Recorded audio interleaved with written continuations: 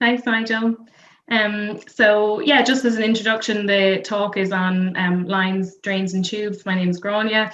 I'm a veterinary nurse at Northern Ireland Veterinary Specialists. We're based just outside of the town of Hillsborough in Northern Ireland. So mainly the aim of this talk was to try and improve nurses' confidence with the various different lines that are going in and out of our patients, and to try and maximize them to their full potential to increase and help with positive outcomes, really. So the overview is, it's kind of a bit of a whistle-stop tour just because we don't have a lot of time, but we'll discuss jugular catheters, feeding tubes, the main kind of four, which would be the NG, the nasogastric, the nasoesophageal, the esophageal feeding tube itself, and then we'll touch a little bit about the PEG tubes. We'll also talk a little bit about chest drains and then wound catheters and active suction drains. Unfortunately, just because of the time limits of the talk, the other lines that we won't discuss are arterial lines and urinary catheters, but I've left my email at the end of the talk if anyone has any questions regarding anything or the two lines not discussed. So I suppose the best thing I thought to start with was a visual representation of how to get tangled, how not to get tangled. So this is our patient, Coco. Coco presented to us in early March. She was diagnosed, well, she had some ascites, so that was what the owners noticed, and had a cardiac scan, and subsequently was referred, and so was scanned here at NiVS. So our cardiology service actually diagnosed a core triatriatum dexter, also known as a CTD, and that's actually where a membrane forms over the right atrium, like across the right atrium, which essentially sends the patient into heart failure. So this was a congenital disease that Coco was born with. And a treatment option would be to a minimally invasive procedure to balloon this membrane, to kind of essentially rip it and tear it, to allow the right atrium to function normally. Unfortunately, in Coco's circumstance, that was unsuccessful as a treatment, and we offered to the owners essentially a salvage procedure, which would be to go in through a thoracotomy and actually perform open heart surgery. So we would actually open up the right atrium, cut this membrane out, close everything back up, and hope for the best, essentially. So to just go through kind of in a top to toe survey of the patient and what she has, we've got an arterial line in her right ear, and we've also actually got an arterial line down here in the dorsopedal artery of her her right hind, and we had two art lines essentially for to obviously monitor invasive blood pressure. We were concerned at the time when we were performing the procedure, because we're actually closing all of the vessels leading to the heart, we're actually stopping any cardiac output we did the procedure in about 3.5 minutes. You have about 4 minutes before you start seeing severe metabolic changes. So because we were actually stopping cardiac output, we wanted a arterial line in the top of the dog and arterial line in the bottom, because sometimes we could actually get a blood pressure mismatch. We also wanted to monitor invasive blood pressure quite closely post-op on recovery, and so we wanted to increase our chances of maintaining at least one arterial line for the recovery period. So if we follow down from the ear down to the neck, she's also got a jugular catheter, and that was placed in her right jugular. And again, that's just for fluid resuscitation and many different drugs that we were giving her under her GA. We've also got a cephalic IV, so that was actually placed purely to induce anesthesia. So we obviously then had our jugular catheter, which we used as our mainstay for our anesthesia for giving drugs. And then following down, we've got the site here, which was the thoracotomy site. So this is where we entered into the chest. Following from that thoracotomy, we've got this little chest drain here, which you can see, quite a skinny little chest drain coming out here onto the three-way tap. And that was obviously because we had entered into the chest, so we wanted to be able to adequately manage any pneumothorax, post-operative pneumothorax that might come. We were also concerned about bleeding, so obviously we've cut into the heart, closed it back up again, and the first signs that we would be concerned of is post-op bleeding. She did actually develop a hemothorax after surgery, but that was actually self-limiting, but it was beneficial to be able to pull that off. So that's why that chest drain was indicated. Following along down, then we also were able to, with the chest drain, administer bupivacaine, so local anesthetic, which actually allowed us to reduce the amount of systemic opioids that we needed to give, and that just allowed us to then reduce the effects that we see of those systemic opioids, and allows us a multimodal analgesia plan. So following down then after that, we have a urinary catheter. So the rationale for placing a urinary catheter in this patient was we really wanted to closely monitor urine output and therefore kidney function. So because we kind of stopped cardiac output, we also reduced or stopped perfusion to the kidneys for the length of time it took the surgery to happen, which was the 3.5 minutes. So we wanted to make sure that we were still getting urine being produced by this patient, to ensure that we were happy the kidneys were well perfused and had started to function again. Another thing is purely from a housekeeping point of view, she's obviously got a lot of different lines, a lot of different things that can get soiled and contaminated. So for the period of the post-operative period, the recovery period, she was recumbent for almost 24 hours. And so we actually just had that urinary catheter in just to manage it from a cleanliness point of view. It also meant we weren't losing any of our other lines, like our arterial lines, down to contamination of urine. And then finally, she had a saphenous catheter that was quite a large bore saphenous catheter, and that was purely for a spare IV point of view, and just to allow us to give blood as we needed to if she lost a lot when we opened the right atrium. So I think that's as kind of complicated as it hopefully will get. Saving an O tube, she's essentially got every tube in that she could possibly have. And so I think the thing is that it can look quite overwhelming and daunting to see a patient like that. But if you go through the rationale why everything is there, and you can use that to your maximum benefit, and for me, nursing these type of patients is quite enjoyable. So we'll go through the topics in the talk, and hopefully everyone else would feel a little bit happier if they have to nurse a patient like Coco.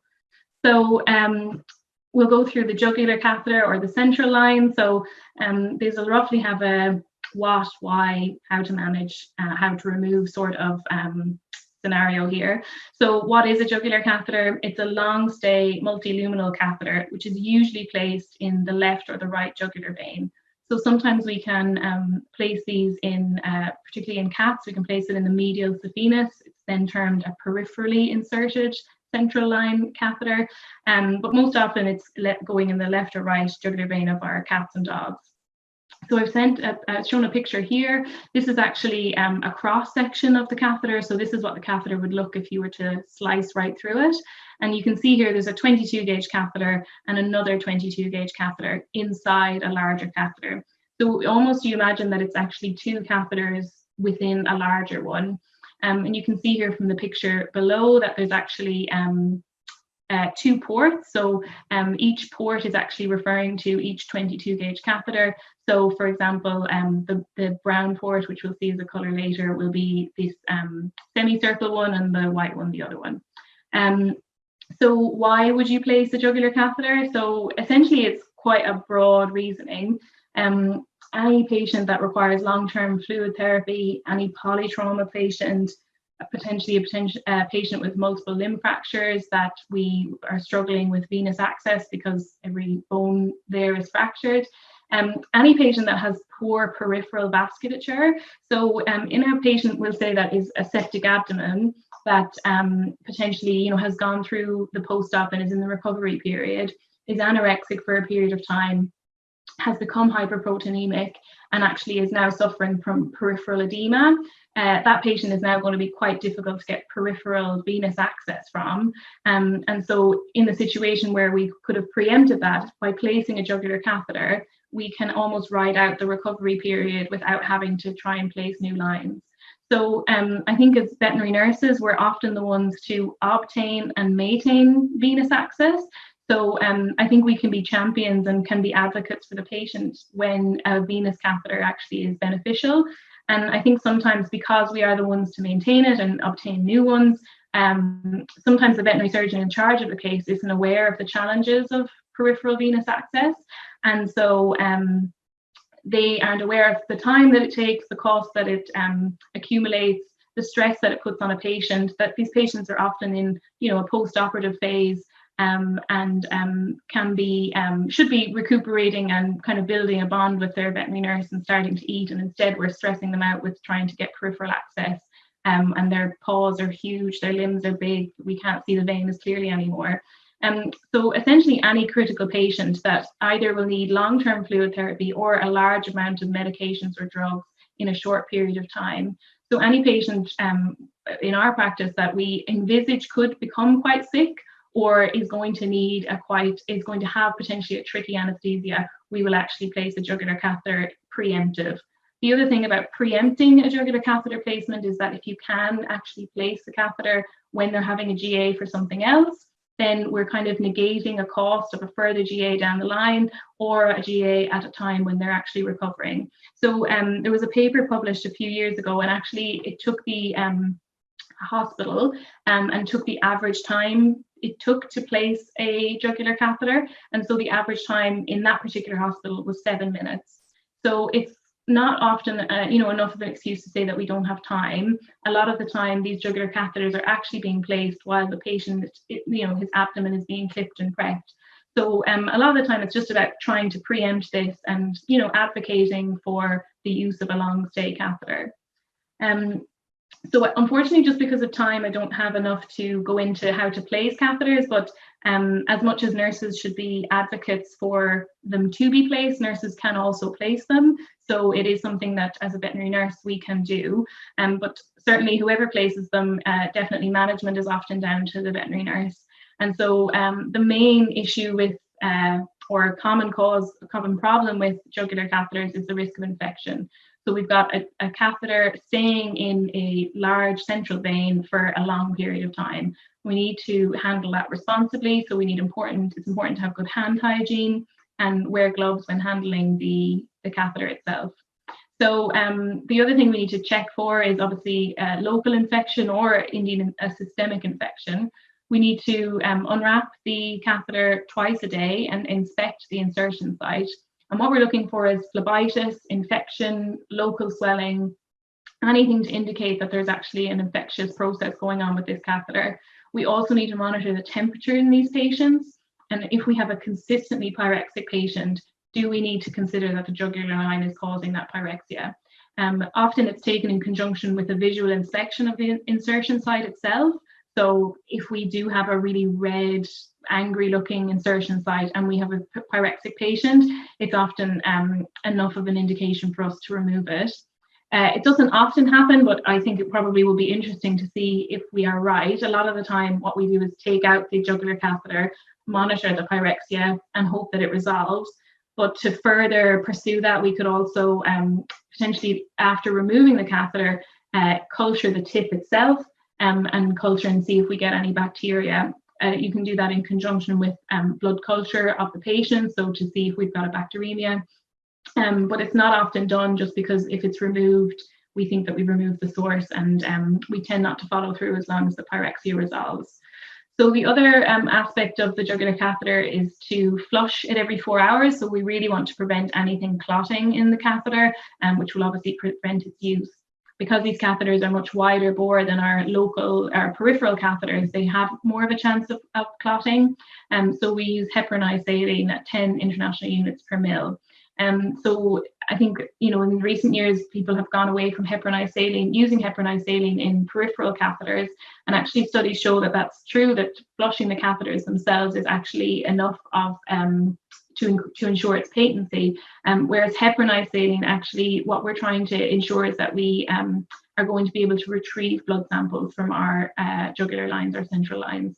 And so heparinized saline is actually shown to improve the chances of us being able to retrieve samples. The other thing to be aware of, it's obviously important with frequent sampling, with the use of heparinized saline, that we're actually not accidentally injecting quite a lot of heparinized saline into these patients. So in a patient that you've got, a patient that you're frequently sampling from, sometimes it's worth swapping back to plain saline for some of those flushes, just to ensure that we're not overdoing the use of the heparinized saline. The other thing that's important, obviously, is to harness walk them, so no neck leads. The catheter itself is sutured in, but can't withstand, you know, a lead or a slip lead. So we would always say that these patients should be harness walked. So possible complications, aside from infection, the other kind of most common option is port blockage. So maybe, you know, personal experience, 7 times out of 10, it's a bandage complication. So it's actually not that the catheter itself is blocked. It's actually that whoever has last bandaged it has kind of forgotten that, you know, it's a tube and it's a line that can get kinked. So this is, on the left is the insertion site of the catheter. So you can see we've got 2 sutures on either side, on either wing, and also not really visible in this picture, but there's actually a 3rd suture that's quite close to the insertion site of the catheter. So the main thing is that if you have a blockage, if you feel like you've got a blockage when you're dealing with the picture on the right, is to actually unwrap the catheter completely. Visualize the insertion site, visualize the catheter to make sure that it's going all the way, it's straight the whole way. Oftentimes people that are inexperienced with bandaging them will actually cause a right angle here on either a port, folding it back in nicely to avoid patient interference and to make it all neat. But actually the problem is that it's causing so much, it's folded so much that it's actually causing a blockage. So you can see here the picture on the right, we've got a nice smooth curve all the way around, and that's unlikely to ever cause a blockage with that sort of curve. You can imagine that if that white port or brown port was to get pulled caudally, then we could potentially start seeing a kink here or maybe here. And then if you're not looking properly, you can actually kind of falsely make yourself believe that you've got a blockage. If you've unwrapped the catheter completely and you've got a straight line, you're happy that there's no visual kink, it's unlikely to have kinked past the point of insertion because of the sutures that are there, then we're potentially dealing with a port blockage. It would be unusual and unfortunate to have both ports block, because as we discussed at the start, they're actually 2 separate catheters. So we would be unfortunate to have that event. A lot of the time it would be one catheter, one port would actually clot. So in that event, the main thing is to not use excessive force. We don't, if there is a clot within that catheter, we don't want to push that clot into the circulatory system. What we want to try and do is aspirate that clot, so bring it back into our syringe and then remove it from the patient and from the catheter. If that's unsuccessful, we would then just abandon that port, label it as blocked, label it as not to be flushed. So obviously you don't want the next person potentially flushing a clot in, and then use the spare port. So again, you'd be unfortunate to have both ports block. Obviously at that point, if both ports have blocked, unfortunately, removal is the best option, as the catheter is no longer functional. So the other benefit, and a huge benefit from jugular catheters, is sampling. So as you can see here, the brown port is labeled distal and the white port is labeled proximal. So if you can imagine the catheter sitting in the jugular, and that brown port is actually what's going to be closest to the patient's circulatory system. So again, we always want to wear gloves when we're handling a jugular catheter and want to have all of our samples prepared. So needles, syringes, tubes, whatever you need to get the sample, it should all be there so that everything is done as quickly as possible and we can minimize handling of the jugular. So the most distal port is what we use for sampling because it's the closest to the patient's circulatory system. It's also the port that's least likely to be diluted or have any skewed results from any other drug or fluids that we've been giving. So it'll be the most representative of the patient's circulatory blood. So a handy way of remembering this is most of the jugular catheters are a white port and a brown port. So think B for brown, B for blood. Blood, that's where I'm going to sample from. The main thing that we need to think about when we're sampling from a jugular catheter is the line and the volume between our port and actually where it meets the circulatory system. So because we're flushing these catheters every 4 hours, that part of the jugular catheter,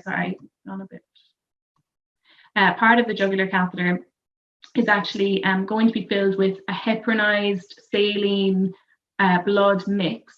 So if I was to take that sample immediately and run a PCV or run an electrolyte, I would not get an accurate representation of that patient's status.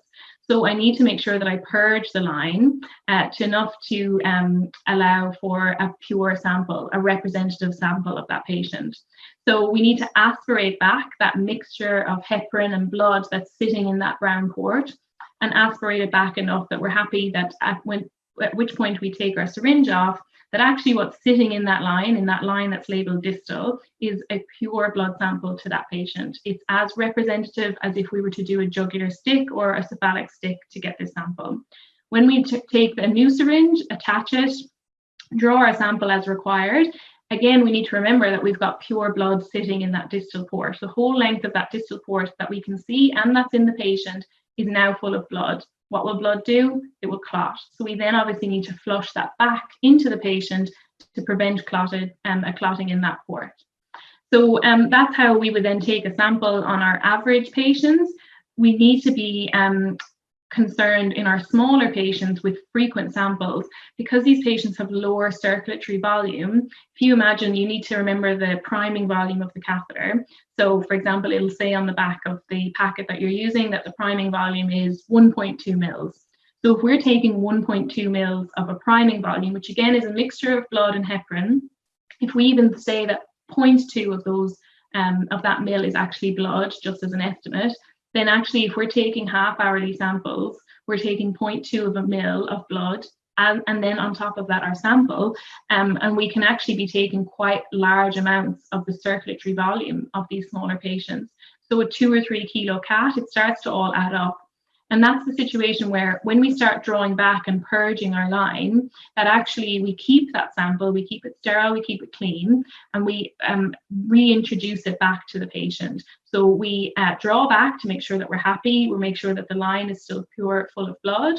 We keep that syringe that we've drawn back into, take our sample, and then actually instead of flushing with saline, we'll flush our old sample back in, the one that we've kept clean prior to the blood sample being taken, and then flush again with some more saline. And that just ensures that we're not taking large volumes from these patients that potentially have lower. So a 20 kilo dog that you're taking 1 or 2 samples from a day, that's not a concern. If you're starting to take, you've got a diabetic ketoacidotic cat and you're starting to take quite frequent blood glucose samples, while the blood glucose sample themselves is quite small, the amount that we're taking out to purge that line potentially is more.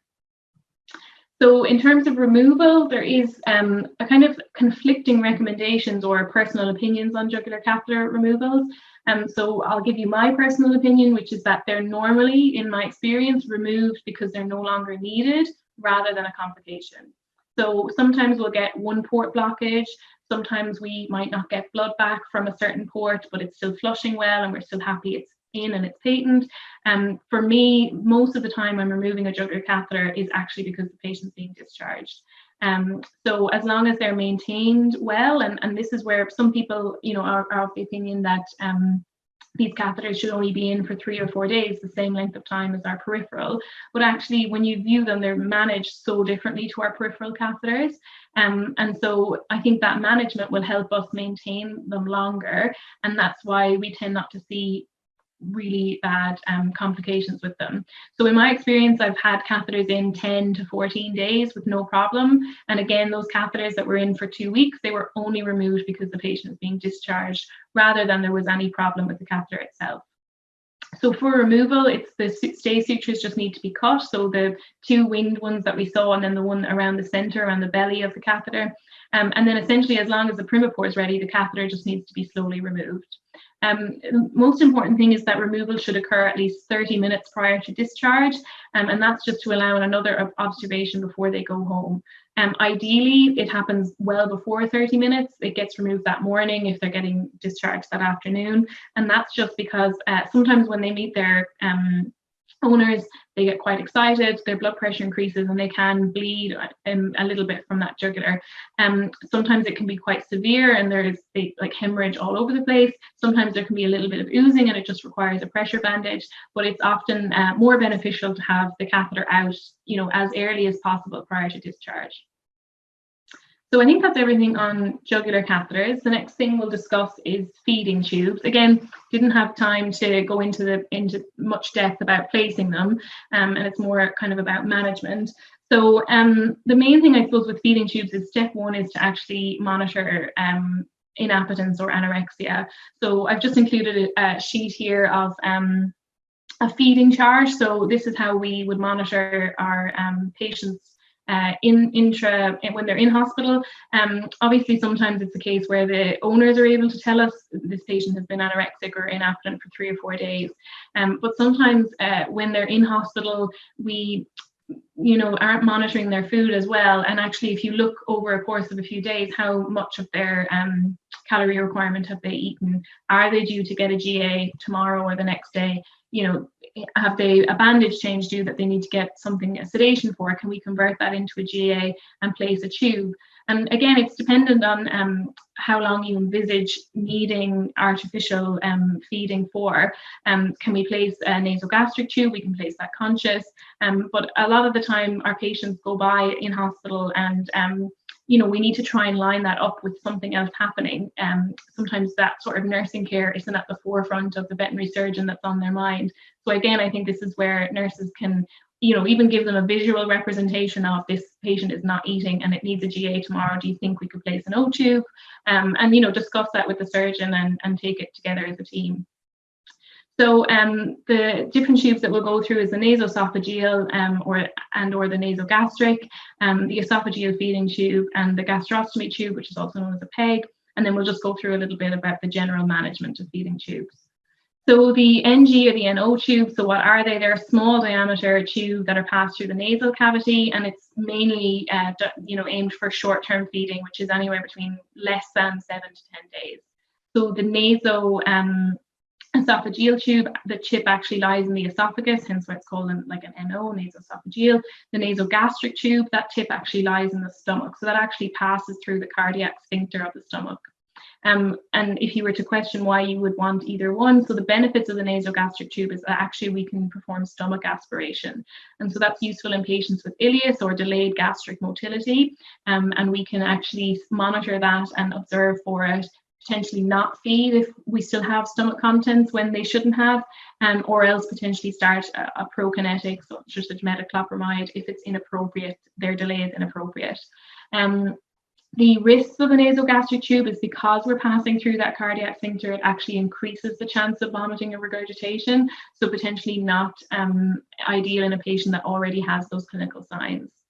The esophageal feeding tube, what is this? It's a large bore feeding tube for medium-term feeding. So a patient that we envisage might need tube feeding for more than 7 days. An esophageal feeding tube is more clinically indicated.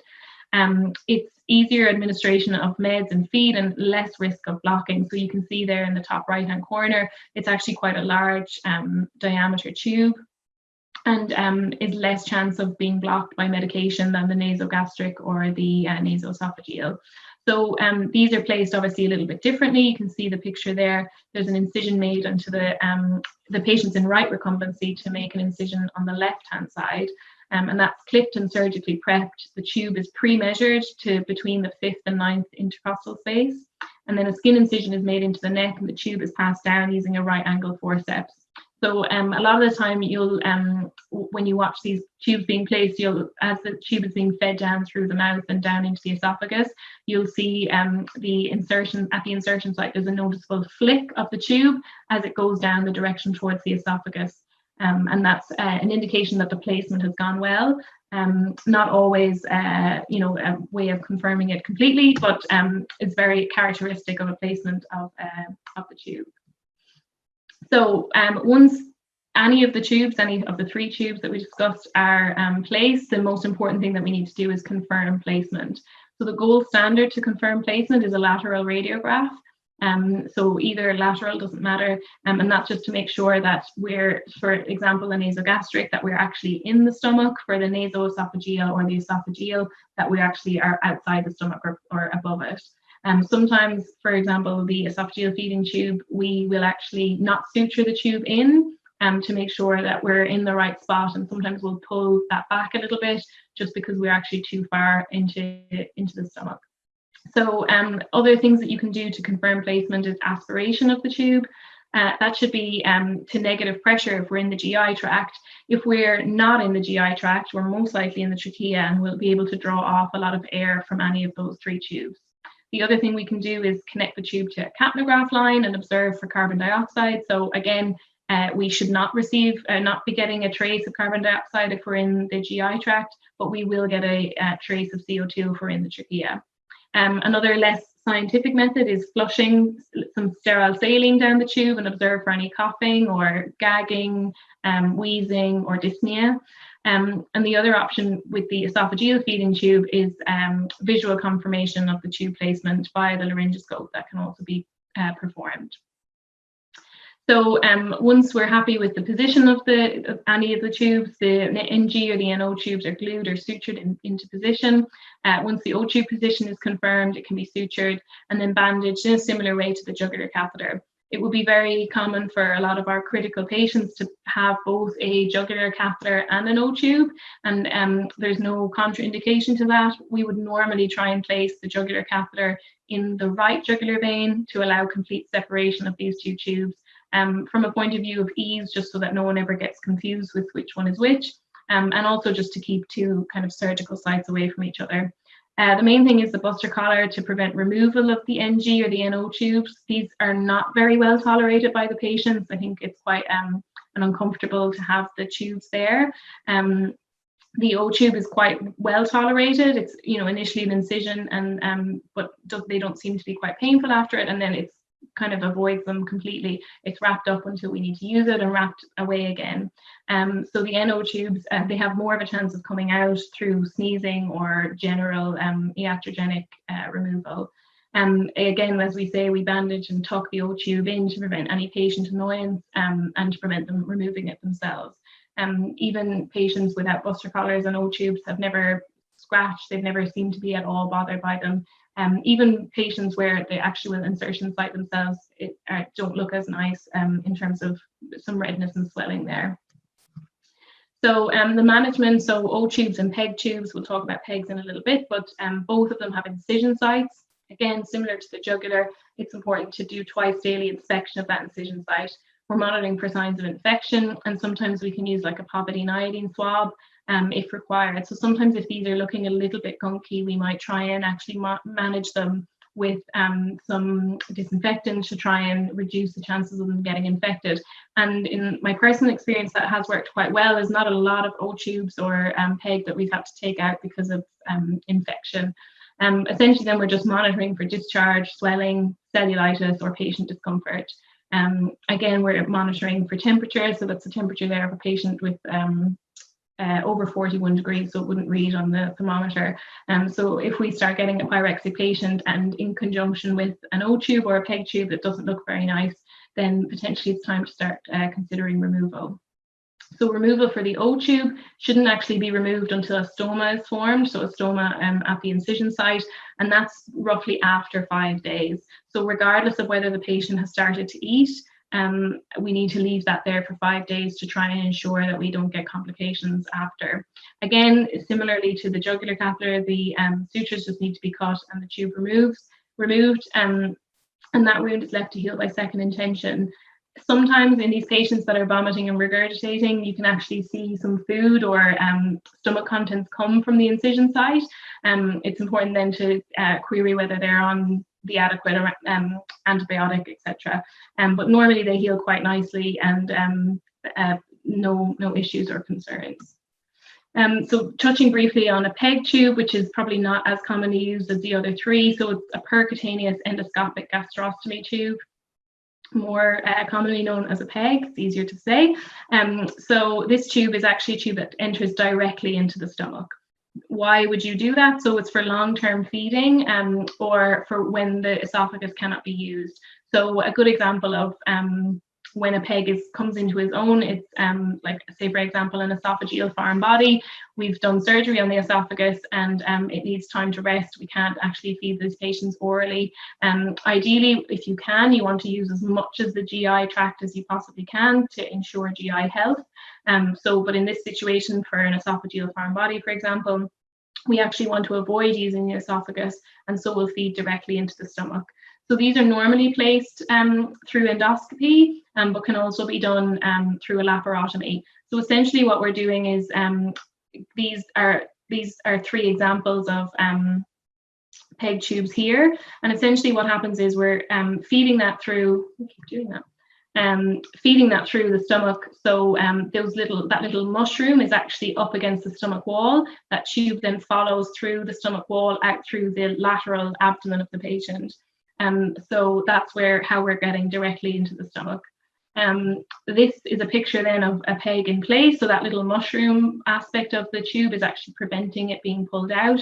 So that circle that we can see on the inside of the larger circle is actually where our food would come out. So that's how we're going directly into the stomach. The maintenance of these tubes, they can't be used within the first 24 hours, and we need to ensure that there's a seal between the stomach wall and the tube itself, and that prevents leakage into the abdominal cavity, which would, if happened, would have a risk of peritonitis. So you can imagine that if we were feeding before 24 hours and we get a leakage of that food into the abdominal cavity, we're at huge risk for peritonitis and sepsis.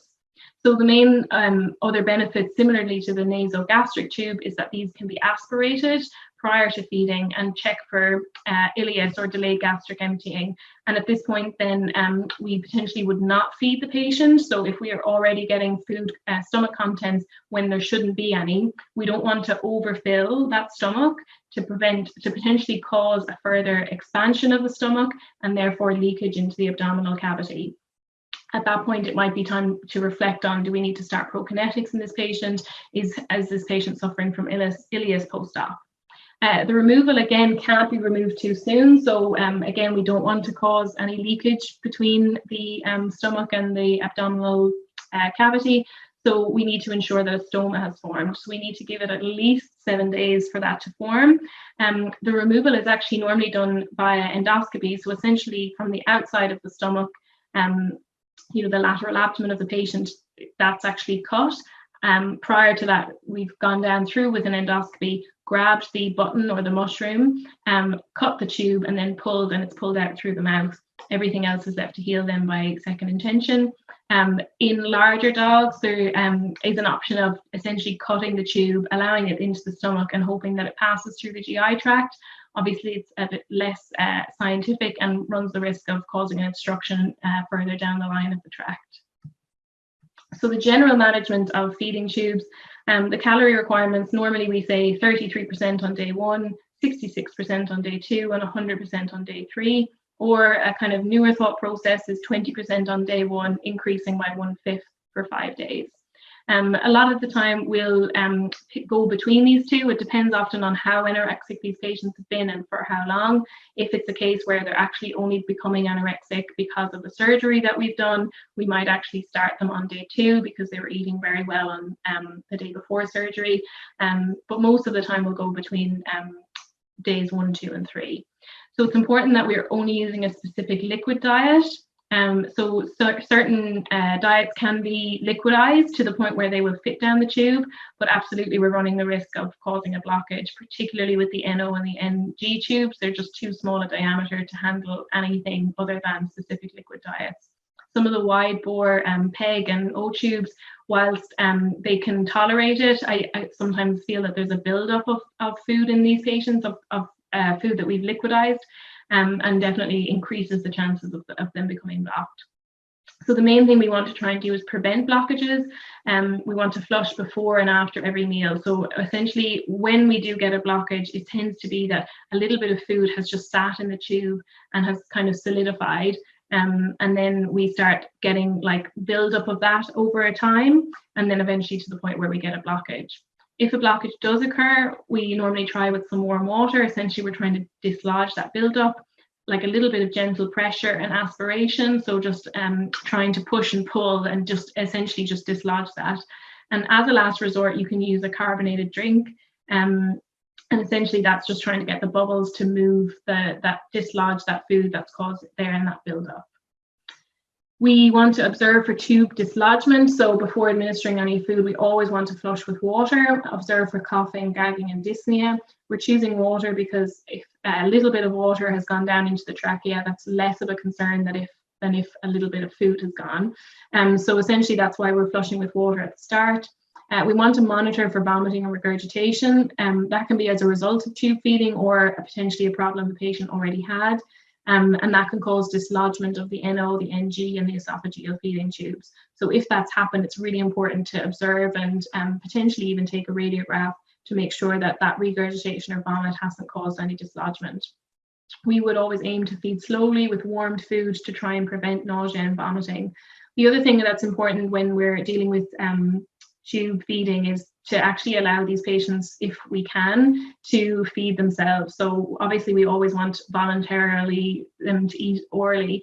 And sometimes I think we can get into a habit of this patient's do a tube feed, this patient's do a tube feed, and actually we don't give them a chance to develop hunger and actually to eat themselves. So where applicable, it's always important to offer that to them. So if we're concerned, again, as we said, we'll stop immediately and have a radiograph just to confirm placement and give everyone some peace of mind. Again, the esophageal and the PEG tubes have an incision site. We need to monitor for any signs of infection or cellulitis. And we want to prevent iatrogenic removal, so appropriate bandaging where it comes to the O tube and an Elizabethan collar for the NO or the NG tube. So then we move on to the chest drain or the thoracostomy tube. So what is it? It's a tube that's placed in the pleural cavity that's either there to remove air, which is a pneumothorax, or fluid, which is a pleural effusion. That pleural effusion could be broken down into a hemothorax, a pyothorax, a chylothorax. So the pleura is actually the space where the lungs are held. So it's divided from the abdominal cavity by the diaphragm, and therefore chest drains aren't used for a treatment of pulmonary edema. So that pulmonary edema is actually where the fluid's building up within this lung tissue here, whereas when we're placing a chest drain, we're actually using it to remove the fluid or air or whatever is built up in the pleural space itself. So how do we place it? Placement is normally quite uncomfortable and usually requires general anesthesia. We can try and aid the discomfort of this procedure by using local anesthetic. We can use a little bit of lidocaine. Preparation is quite key with these patients as they can decompensate quite quickly. So if there is something that's occupying the space in the pleural cavity, it means it's occupying space that lung tissue would normally occupy. It means that these patients can decompensate quite quickly. Potentially they're panting to try and help with their oxygen levels. And when we give them, their induction agent or propofol, we're reducing that respiratory drive and they can start to desaturate quite quickly. So it's important to be very well prepared and prepared for all possible outcomes with these patients. So where the tube is placed often depends on the disease process. So whether we've got a pneumothorax or a pleural effusion, or potentially we've got a pocket of a chylothorax. So, and we'll sometimes try and direct the chest drain towards that pocket. But normally its distal end is at the second rib. The most important thing to remember when regarding placement, because it will help us when we're removing them, is that the incision through the pleura and the skin incision, the subcut incision, they're not actually aligned with each other. So there's actually a subcutaneous tunnel, and that's made cranially to the chosen intercostal space. So if we look down at our diagram here, if we want it to actually end up near the second rib, we might actually make our skin incision down further at the third or fourth intercostal space. And then what we'll do is create a subcut tunnel to try and advance it further and then actually go through the pleura. And the main thing to remember why this is happening is that if we were to put them opposed to one another, when we're removing the tube, there's actually a hole through the pleura and a perfect hole through the skin. So essentially we have a potential for a pneumothorax, a potential for a tension pneumothorax.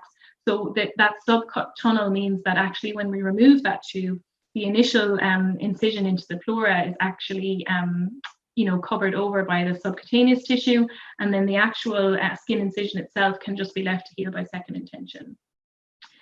So after placement, the drain should be sutured in and emptied until negative pressure is reached, unless otherwise indicated. So sometimes, depending on the chronicity of the pneumothorax or the pleural effusion, we can sometimes get a reperfusion injury. So we might actually want to try and reperfuse that tissue over time, so removal of the air slowly. The two other pictures here are just a picture of a Mila chest drain. It's quite a nice chest drain, really soft, really well tolerated by the patients, maybe less robust than the trocar chest drain that you can see on the right.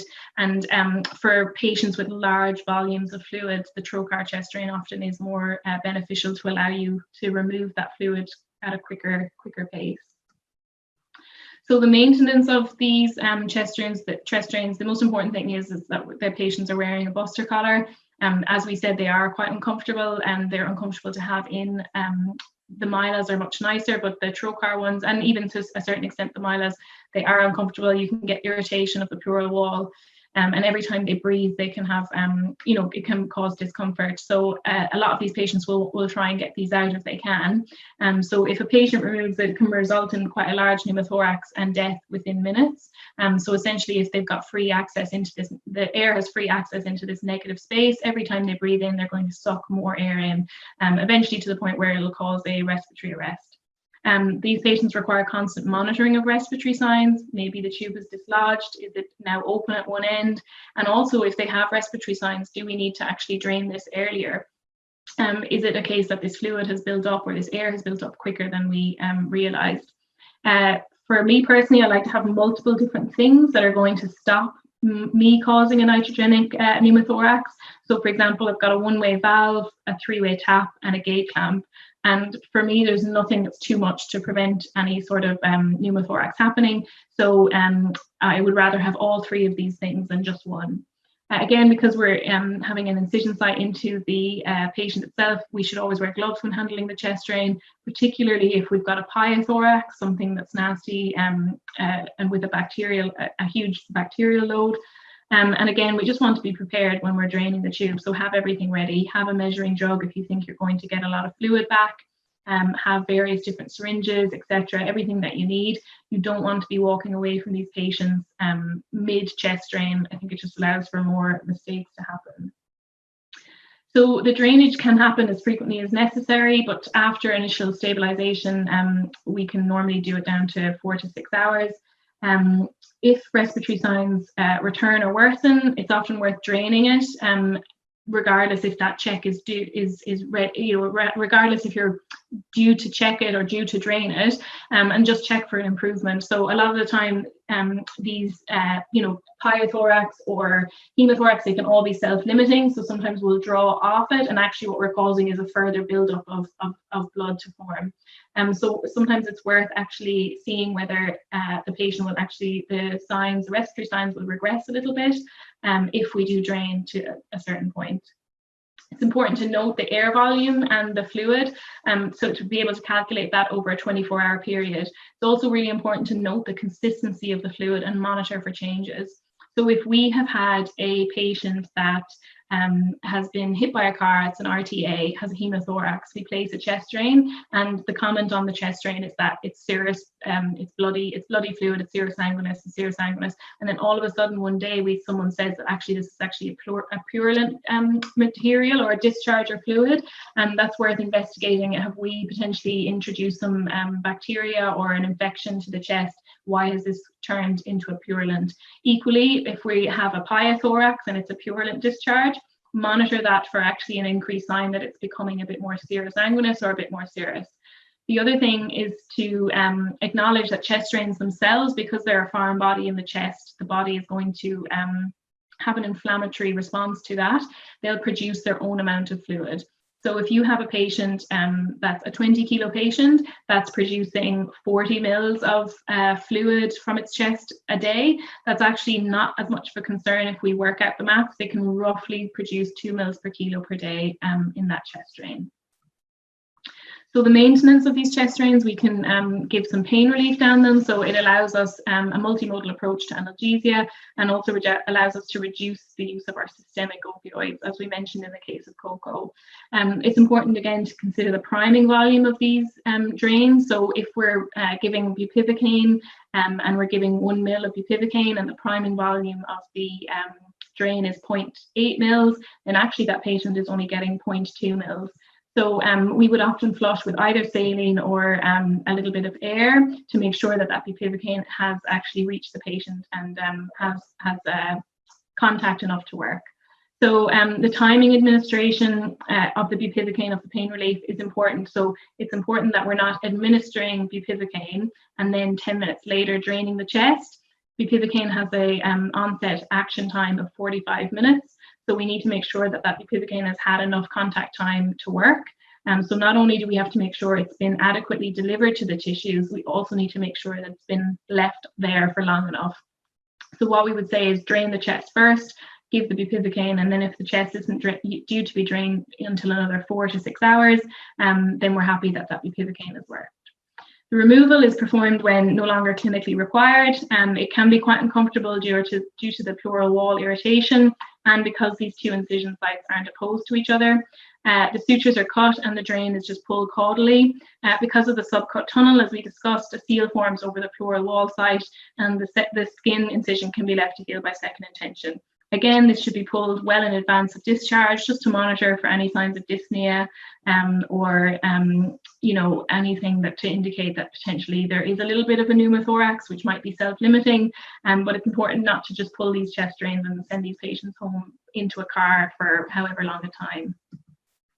And finally, we've got wound drains and catheters. So a wound drain, what is it? A wound drain is a drain that's going to collect fluid from a surgical site. A wound catheter, also known as a wound diffusion or a wound soaker catheter, that's used for administration of local anesthetic to the surgical site. So these are often placed together in conjunction with one another and work really well in prevention for the drain, for example, to prevent seroma. So we don't want to build up of fluid. This is particularly common with amputations, so forelimb amputations or hind limb amputations in large breed dogs often get a seroma formation, and we would often preemptively place these drains at surgery to try and prevent that happening. Preventing a seroma formation is going to increase patient comfort. We'll have hopefully less bruising, less pain around the site, and it also allows us to monitor for the type of fluid that we're getting from that drain. So the example of the forelimb or the hind limb amputation, we're less concerned about the type of fluid we're getting from that drain. Actually, when it really becomes into its own is these patients that are like septic, these septic abdomens, that we can actually monitor these drain, the fluid from the drain, and monitor what's going on inside it. So the wound catheter itself, again, it's for patient comfort and for multimodal analgesia. And again, allows us to reduce our systemic opioids, our systemic pain relief, and gives a more local effect to the area that needs it most. So they're both placed at the end of surgeries. They're both sutured in, again, as an example of the limb amputation, abdominal surgeries, abscess debridement, and they are commonly used together. So on the left there is just a picture of or a drawing of a wound diffusion catheter, and essentially the reason I've added it in here is just so that you can note the little perforations along the edge of the catheter. So that's actually to allow vast dispersal of your local analgesia, such as your bupivacaine. The drain on the right-hand side is Jackson Pratt, so that's more often used in abdominal surgeries. So there'll be a close-up of the Jackson Pratt in the next slide, or in a couple of slides to go. Essentially, that's allowing for a lot of fluid to be drained over a large area. So with abdominal surgery, sometimes we can get a diffuse kind of oozing from the abdominal cavity. So this is actually allowing us to drain from much larger an area than a typical active suction drain would, that we would potentially use in our hind limb amps or our forelimb amps. So the management of these, this is a picture of a grenade. So this grenade would go on the end of this, for example, this Jackson Pratt.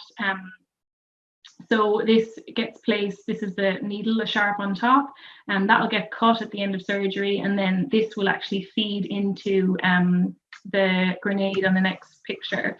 So these are considered active suction drains. So unlike your Penrose, which is actually passive, they're actually charged. So we would actually squeeze the air out of that grenade and then attach it to the drain itself.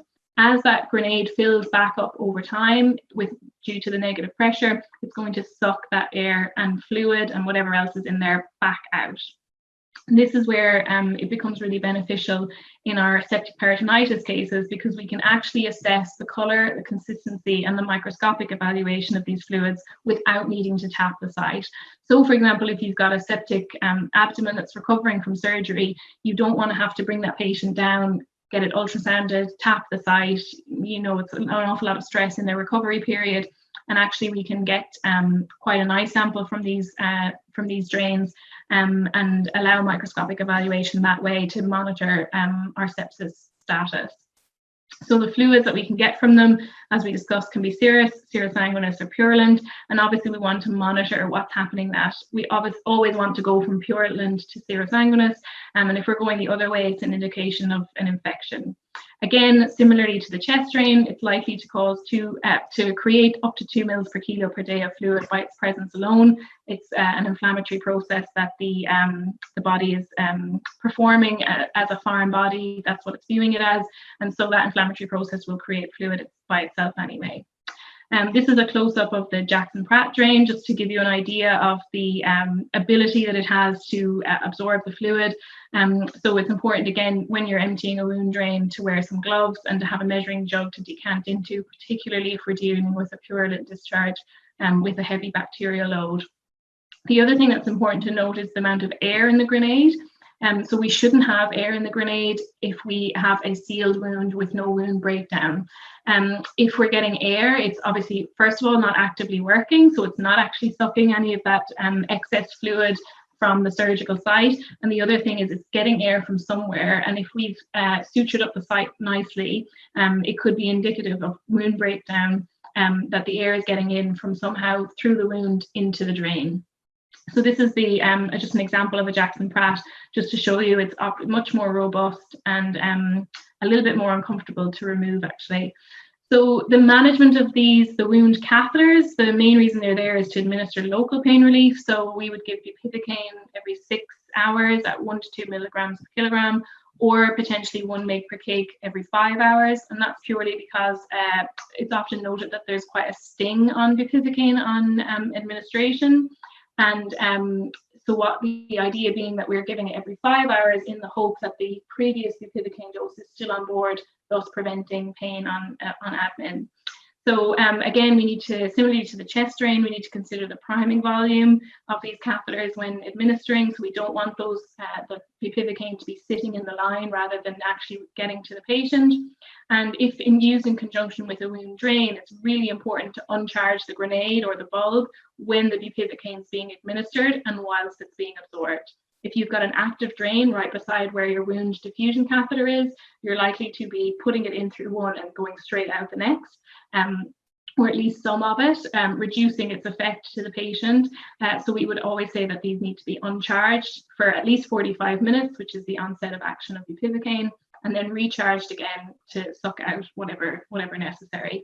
The removal for both of them, the stay sutures are cut and the drains removed for both the wound catheter and an average active suction drain. The Jackson-Pratts are a little bit more uncomfortable just because if you see here, the white actually is quite large and narrows down into the clear. And actually what we need to do is pull that white through an incision site.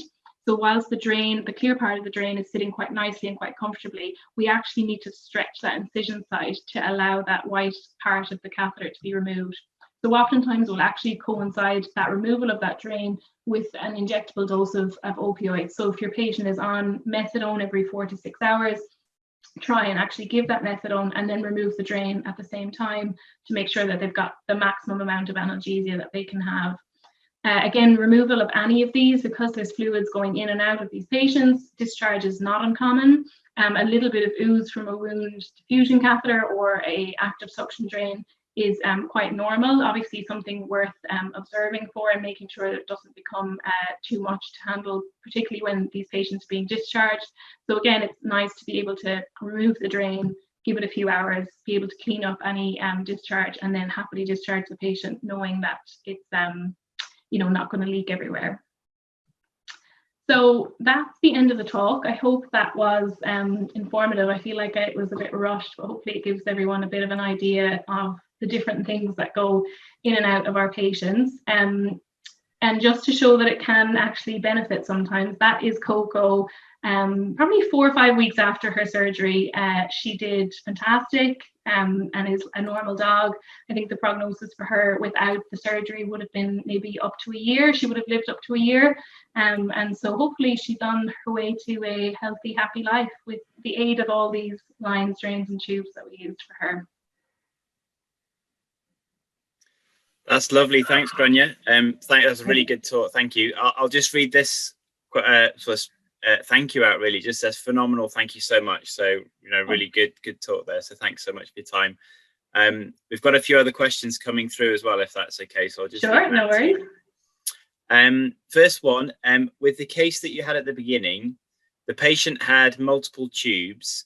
When preparing the patient for surgery, did you have the patient sedated for all of these to be administered or put in, or were the placements scattered, spaced out in preparation for the surgery?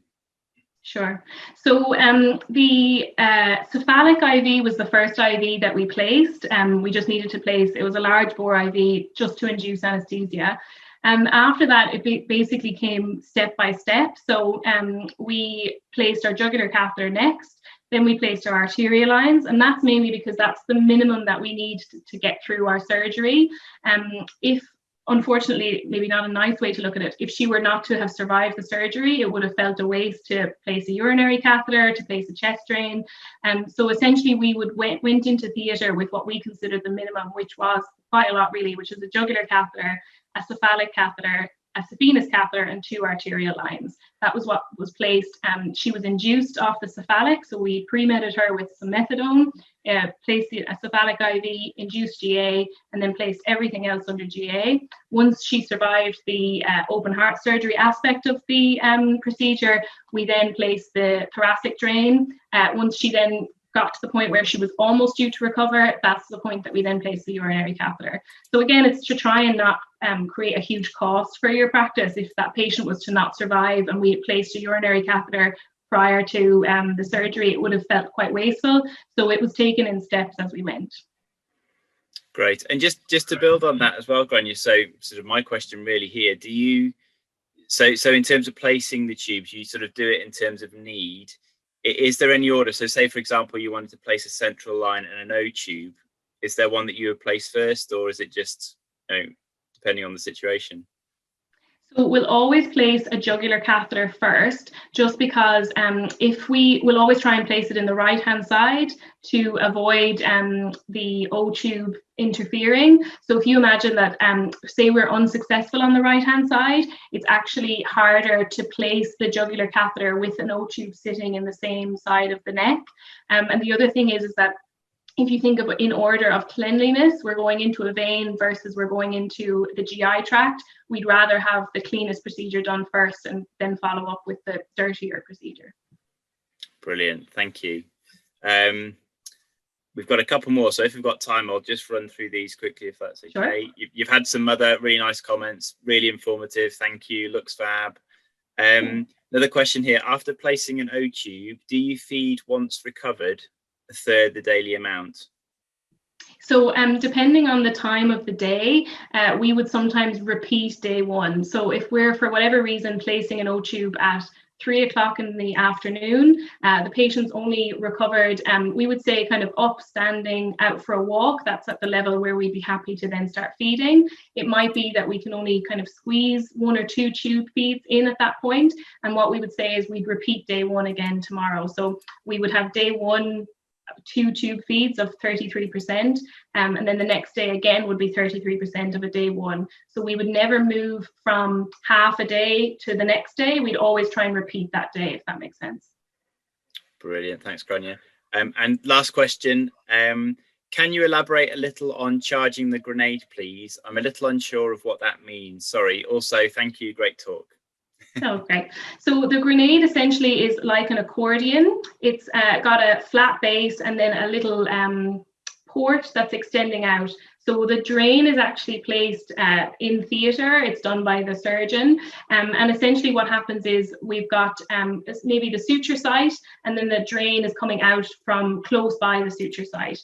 What we're doing is we're expelling the air out of that accordion style grenade. In the picture, it was an accordion, but in other ones, it can actually be almost like a soft little ball. And we're squeezing all the air out of that with the negative pressure. So it's all squeezed out, the air is all squeezed out. We're attaching on to the drain line that the surgeon has placed in theatre. And basically, because it wants to go to, we'll say kind of normal atmospheric pressure, it's going to try and release itself. In releasing itself, it's going to suck any air or fluid, in this case for our drains, the fluid, back out into it, and eventually will fill up to a normal capacity, so fill back up to its normal size. And at that point is when we need to disconnect again and empty out that drain, negative pressure, and attach again, and it's back doing its job. I hope that explains it a bit better. Brilliant. Yeah, thank you. This is a really good question as well, Grainne. So I will make this the last one, but I think for sort of new nurses or nurses that aren't sort of familiar with these types of procedures, sure. From a nurse perspective, do you find all these different lines and tubes daunting? I understand you've been doing this a long time. How do you approach this when it's all new to you? They're obviously not the kind of lines where you can afford to make errors. Sure, yeah, and absolutely. So I really love all these tubes, and they get me like excited. I feel like it's really nice way of doing like really intense nursing. So when I see these patients with lines and drains coming out, I think it's a really nice time for nurses to get involved in those patients. I have a particular love for wound drains and wound catheters.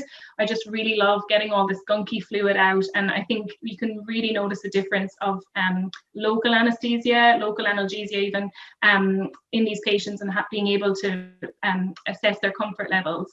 I suppose the main